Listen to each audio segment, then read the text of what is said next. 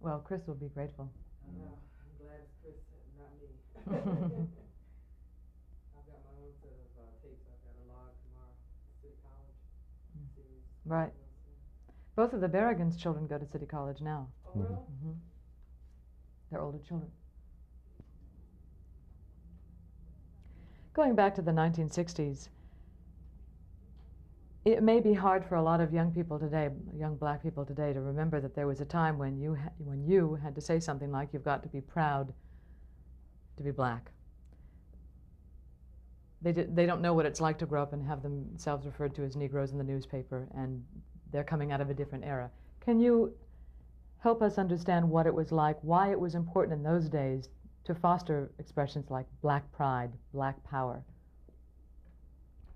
In growing up in America, in the area in which I lived, in the era in which I grew up, there was a conscious effort to eliminate any kind of consciousness, of the group consciousness, other than that of a subjugated kind of image, a stereotype involving African Americans. When we went to school, if there was any reference to the African American in the books that we used at all, it was in the sense that there was Booker T. Washington. I think these were the primary people who you might run across in one of the books in the history that was taught. Booker T. Washington or George Washington Carver. Any other reference was Little Black Sambo, and black at this time was the derogative usage of the word. So therefore, there was the stereotype that existed during that time that made everything black, negative. You wore black the funerals, you wore white the weddings, angel's food cake was white, devil's food cake was black. The whole sense of the degradation, destroying any kind of positive image around black male, all of these kinds of things, the black market, anything that had to do with negativity was referred to in the sense of the black and the color of black. And growing up in facing having to deal with this sense, one had kind of, one could easily have the lack of self-worth. And so the whole struggle of trying to identify with, for the most part, people who had oppressed you, with the whole thing. And there was not a level of consciousness that existed during that time that made a statement, a positive statement concerning African Americans. So again, this is one of the things that we had to undertake. And if there were any success in the movement, it was that it brought about a kind of parity, even in terms of reference, in that, the Europeans referred to themselves as white, and African Americans were referred to as Negroes, colored. But at the end of the aspect of the movement, there was a kind of parity in terms of usage of description, in that, we had said that we were black and were being identified as being black.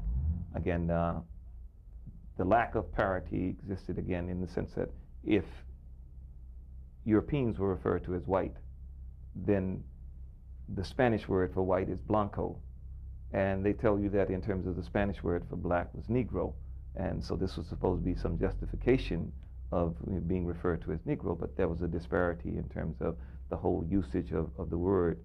Again, it was important to develop that level of consciousness that dealt with self-worth, of being able to mobilize and move people to address themselves to other issues, because you could have, the whole sense of separate and unequal, because people, thought themselves to be unequal. This is why this thing could exist in the manner in which it existed in, because people had been sold upon the whole sense of one group being dominant or one group being better than the other group. And that's why black power, it was time to empower people, to convince them they had power? Well, when you talk about black power, in the sense of there were many facets of black power, it didn't just mean refer to any one thing. What did it mean when you said it back then, black power? Again, it was a statement of fact that African Americans were indeed empowered. There was power that existed. when you talk about the electoral process, black power meant for certain things concerning people, you know, who were involved in the electoral process. The level of consciousness, black power in the sense of consciousness, was an affirmation of the fact that there is power. You know, there is power amongst the people who were considered powerless. What about, in order to generate that belief in power, was it important to then foster fear? In other words, to let white America know that black America was going to fight back? Again, if the fear, if it was a thing of being afraid, if it generated fear, it was from within. It was not an external kind of thing, because we were the recipients of more violence than we were in terms of being able to dole out that we put out. Again, it has been chronicled in the stories of the history of the movement itself that African Americans were the receivers of violence, not the doers of violence in this country. It has always been, and which has always been the case. That particular day in Cambridge when you went to speak, Mm-hmm. do you remember driving there? Do you remember what your intent was that day, your mission was? Again, the Cambridge situation was what had occurred in Cambridge prior to my being invited to Cambridge, or ℌ𝔞𝔫𝔦𝣣 being invited to Cambridge, was that the black elementary school had been burned down either 2 weeks or a month before we honored the invitation. I flew into the airport somewhere in the vicinity of Cambridge and was driven to the spot where I spoke. Again, in speaking to the people who were gathered, it was, again, a general kind of speech that reflected the tone of ℌ𝔞𝔫𝔦𝣣's program at that particular time. And what was entailed within the speech was the whole sense of the right of being assertive, you know, the right that comes with as a human being, you know, to be able to defend oneself and to be assertive and to be, you know, not to be shame of being African American or being black, you know. So it was in that sense that I spoke, and that I spoke throughout the 60s. What some of the lines from the speech, if I have them correctly: it's time for Cambridge to explode, take your violence to the honkies, brothers, you've got to get your guns, burn and tear Cambridge down. Those are words that people have used, I think, probably against you since then, saying that you were trying to incite or make something happen. Mm-hmm. Were you trying to make something happen? I didn't make the school burn a month before, so something had already happened. Again, as to people, in terms of the conditions that exist, people rebel because of conditions, not because people tell them to rebel. If the conditions do not exist, then you cannot go in a situation and have people to react or to do anything. As to the accuracy of the statements that were made, they could very well be accurate. I don't remember verbatim in terms of the statements of the speech itself. But again, it was addressing itself to those things that were necessary for people to be aware of at that time. Cambridge has a long history of slavery. Cambridge, you know, in terms of it is not unique, but it is. I'm almost at the forefront of, you know, the colonial kind of oppression and degradation that one group suffers from another group, which has been the case. Again, even before I had ever gone to Cambridge, the student movement, which came out of Howard University, had gone into Cambridge, and the National Guard was sent in, and the National Guards did a lot of damage. A lot of people were injured and hurt as a result of the actions of the National Guards. This is back in the early 60s, you know. So again, Cambridge history, it predates my coming into it. Why do you think then you became the emblem of what happened there? Well, I think that you can't isolate it from the whole sense of the movement, the national movement that was occurring.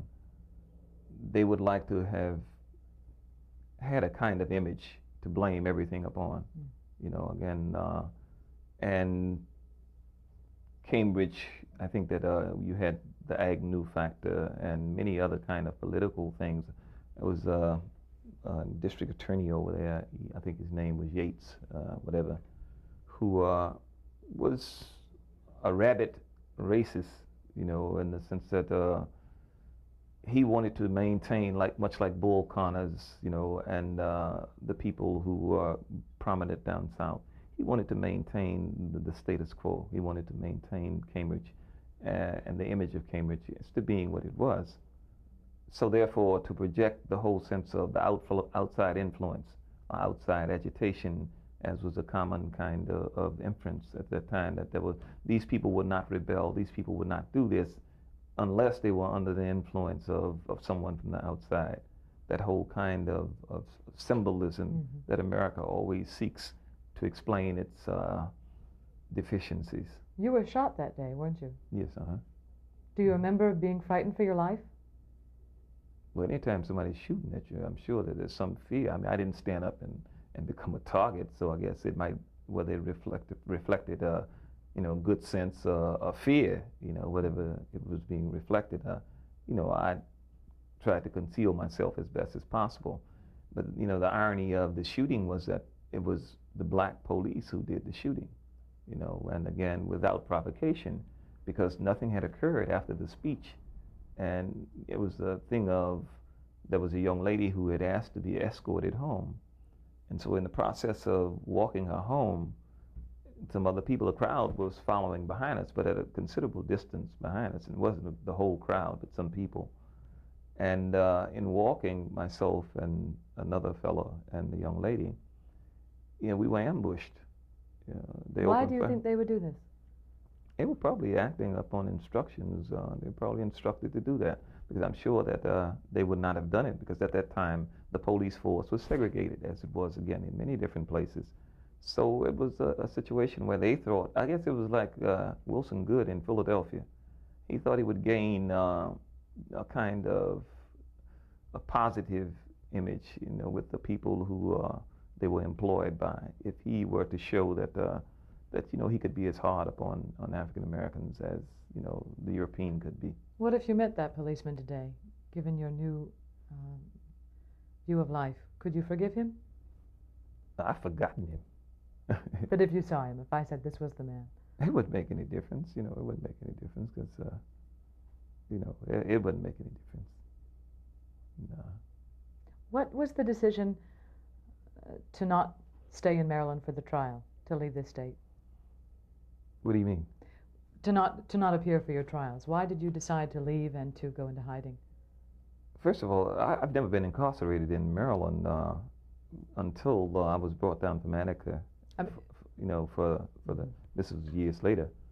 During that particular time, I was arrested in Virginia, because I was not arrested in Maryland. I was arrested in Virginia and bonded out in Virginia. You know, again, I was not extradited to Maryland, but bonded out in Virginia. At the particular time of the trial in Bel Air, Ralph Featherstone and Shea Payne, who were two of the SNCC field workers, had gone in, as was usually the case, and when SNCC people were involved in the trial, to go in the night before, much as your people would come in before. And they were killed. They were blown up in a car. They were blown up. And so the next day, the trial was supposed to start. Again, with this kind of situation occurring, just my best judgment said that it is, you know, don't go into this situation. So again, I didn't For safety, show up. personal safety. Well, personal safety, if you want to look at it like that. Personal safety. I think for some people there's a confusion. SNCC stands for Student Nonviolent Coordinating Committee. Yet there is a connection made between some of SNCC's activities and actions of violence. Was there... Such as what now? Such as what?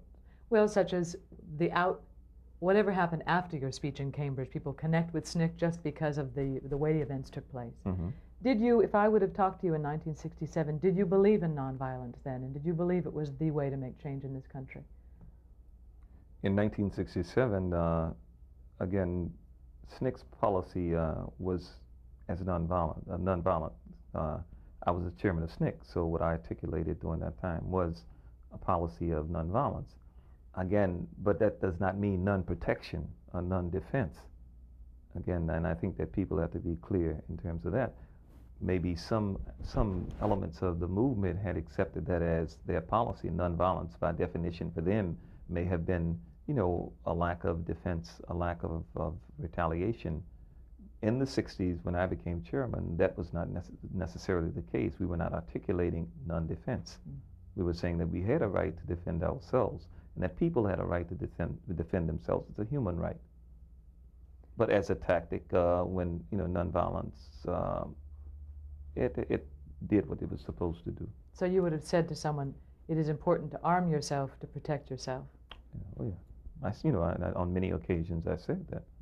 You know, again, I would maintain it, but it's not something that is unique to us. I think the Constitution of the United States says the same thing.